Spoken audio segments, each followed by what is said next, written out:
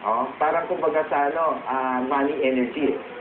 Okay, pag may 9, sa unang numero pa lang, 9 pa lang. Pag inag mo yung 3 saka 6, lumalabas 9 din yon. Tapos ginitnaan pa ng may 7. So, swerte yun. Kung ang mga numero 9736 ang nagdala ng sinasabi nilang swerte kay Pepe, ano kaya ang kinalaman ng mga numero ito sa kanyang buhay? Suriin nga natin ang mabuti. Ang birthday ni Rizal, June 19, 1861.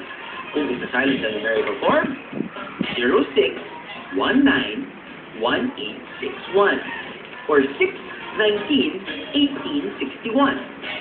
1861, 8 plus 1 is 9, 6 plus 1 is 7, nandun na yung 9, 7 ba? 3, 6, 9, 3 is 9. So, nandoon. So, 3, 6, 9, odd number lahat.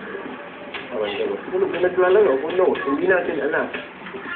Isipin, pwedeng galing nga sa first 2 digits ng year of birth ni Rizal ang number 9. At ang number 7 naman ay posibleng sum ng last 2 digits ng taon ng kanyang kapanganakan.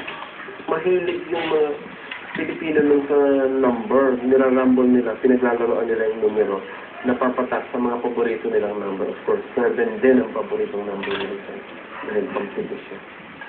Pero alam nyo ba, na ayon sa isang istorya, wala talaga masusulat o naidokumento na makapagsasabing personal choice nga ni Rizal ang mga numero sa napanalunan mo.